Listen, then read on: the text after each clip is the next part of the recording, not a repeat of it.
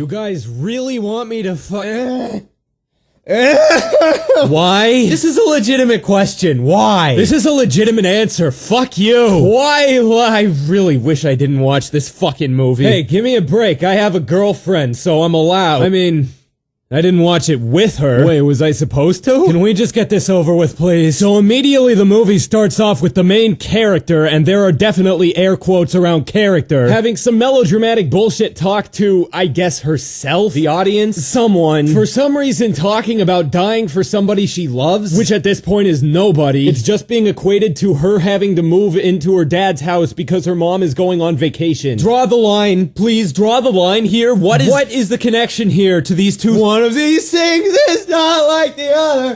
One of these things doesn't belong. Is it just gonna be like this? I'm gonna level with you. Let's play a little game. I'm gonna say ding every time I needed a break from this movie. I'm not even 2 minutes in. And also ding. So boring girl and her pet cactus move into her dad's house. And then she goes to high school. And right off the bat, you're confronted with this dumbass scene of some stupid looking snooty high school girls like, oh my god, can you believe what she's... Now that thing the movie just viscerally established? Absolute bullshit. Now feed me the completely contrasting idea. Everybody either immediately wants to be her friend, knows who she is, or has a crush on her. Ding! Then the obvious vampires enter the cafeteria and are introduced via high school gossip. Ding again! So then we are introduced to Edward's Cullen. Don't get used to the name being funny, it's certainly not by the 100 trillionth time you fucking hear it. And he keeps looking at her like he's gonna throw up. And then he disappears. Aren't we supposed to be moving to the fucking plot? Hello? Ding? Yeah? Okay, let's do something, please? And then he comes back and they have unpleasant conversation with each other. Luckily, some black dude was just as tired of the boring as I was, and tries to run her over in an intensive negrite rage with his minivan. Unfortunately, Vampire Boy jumps over and saves the boring by stopping the van, but the boring sees this and his cover is blown. Or so you'd think. The colonizer acts like a mood-swingy bitch while what's-her-fuck tries to figure out what his deal is, and there's about a half hour of just menial high school bullshit. Hey, you know what's way worse than the vampire part in Twilight? The surprisingly prevalent not vampire part of Twilight. Dang. So while Blandy McThere is nothing interesting about her, helps her frumpy friends pick out prom dresses, this is what I have to work with. Anyway, some random guys come up to the window and start making lewd gestures, and my are they suggestive. Then later that night, as she is walking home from the bookstore, the lewd gesturers corner her in a dark alley, and they're all like, hey bitch, where you going? We saw you at the dress store. We were like, you know what? Let's go all gang rape on this hoe. We go all collective peni all up in a female. Okay guys, real talk. Kristen Stewart is like between a 5 and a 6. Perfectly fuckable, mind you. Just not on a I'll work for this kind of level. And definitely not run a train on it with your bros material. That's assuming best possible scenario, by the way. Every character in this movie thinks she's pretty. It's fucking bizarre. There are like 7 of these dudes. There's only 1 of her. Think about it for a second. How hot would a girl have to be for you to go 7 to 1? That number doesn't even register to most people. Hell, 3 to 1. Anyone go 3 to 1? Would anyone go 3 to 1 on a bitch? You're gay. You're kinda gay. I'll accept your shitty vampires as much as you want. Nobody thinks she's that attractive. Anyway, luckily for, which is a boring noise, the colonoscopy is there to save the day by doing... Well, he doesn't really do anything. He just shows up. And then all the gangbangers just run away for some reason. Then DJ Colin Roland takes Bland Sauce out to dinner, and he's all like, you would not believe what those guys were thinking. 7 to 1, no joke, so gay. Oh yeah, I can read minds, by the way, but not your mind. I can't read your mind. And then she asks if there's something wrong with her. Yes, there is, bitch. You don't fucking think. You don't fucking do anything. And then Blandarella touches his hand in the car, and it's cold. This is important. Take that down on your important pad for important things that happen. Important move. And then there's a part where she vigorously Googles information, and there's a montage of past scenes. I can't really convey this via words, but the cinematography is just, it's just dang. It's just dang. God damn it. So then boring girl leads vampire bitch into the woods alone, and she's all like, I know your secret.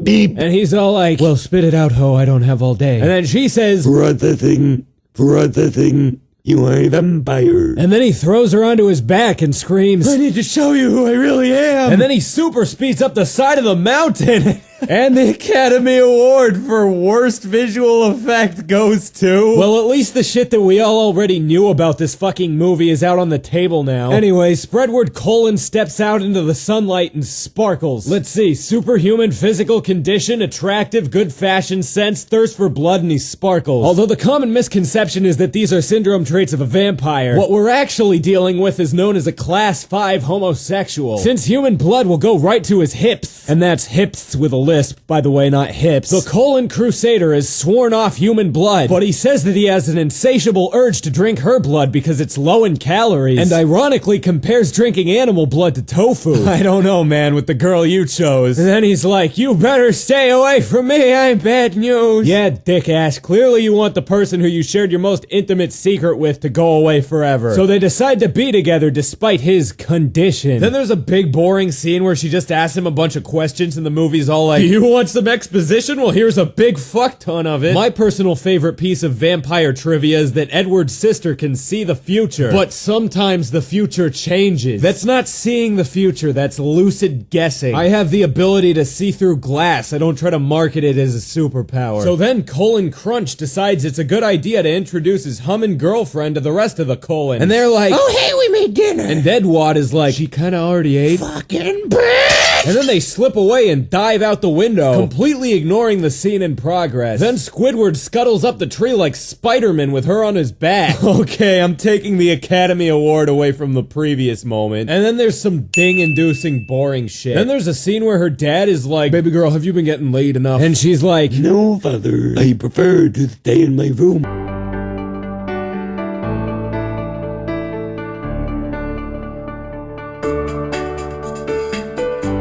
Then she goes to her room and Shredded Colon is there. And then he talks about how he likes to watch her sleep. And then they're about to have sex. And then he's like, no! Let's go play baseball with my family. So then they play vampire baseball that they can only play when there's a lightning storm. Because why? The noise? Is it... I don't get it. And then 3 other random vampires hear the baseballing and decide to join in. But then they see Humming and they're like, whoa, hold up, bro. I'm gonna hunt down and murder that thing for like no reason. So then he wages his eternal vendetta on Boring Girl. And Pez Lord Colon is like, we gotta get you out of here. And Blando is like, but what a father. And he's all, frankly, your father's kind of a cockblock and a fag. So she goes to her dad and she's like, yo, 7 to 1? Wait. I do not wish to be stuck here like mother. And then she runs away, and she tells Spezward that she told her father the same thing that her mother told him when she left. So wait, her mother said, I don't want to be stuck here like mother? Kinda strange phrasing, but okay. So then the Colons help the Boring Otron 5000 hide from her pursuer. What is anybody's motivation right now? Why does this random vampire want to kill this boring bitch? He hasn't had to sit through this fucking movie. Why would the Colon clan give half a shit about this? They barely even know her. Then again, you could summarize her whole personality in like a guttural sound or something, so that's probably a point in her favor. Anyway, they split up because that's the only way plot-wise that the bad guy would have any fucking chance, which begs the question of why they did it in the first place. And then Boredom Incarnate gets an incoming call on her boring phone, and it's the bad guy, and he's all,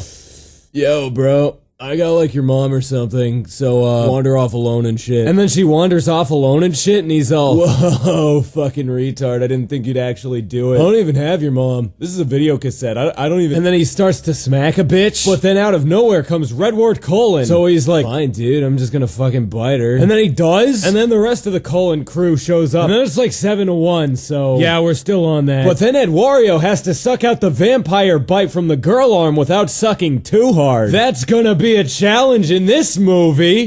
Where the fuck is the drum thing? We don't got... Okay. And then the Blandometer wakes up in the hospital, and her mom is like, bitch, you fell down the stairs. After that point, my attention span was just done. But they went to the prom or something. Ding. And Cardboard says, make me into a vampire. But Bernward Colon says, no. Get old and die. Because teenage girls are terrible. No, I don't mean that's why he said it. I mean this exists because teenage girls are terrible. Seriously? This is the movie that's been launching greasy fingers into untended vaginas worldwide? Is there some huge prevalency of a boredom fetish amongst women? If so, drop me a line. Because I'm pretty sure that after 10 minutes of listening to me talk about Twilight, you're hot and bothered and don't know what to do with your vagina right now. Me and 6 of my buddies, let's do this, 7 to 1. Just kidding. I just spent my day watching Twilight. You really think I have 6 friends?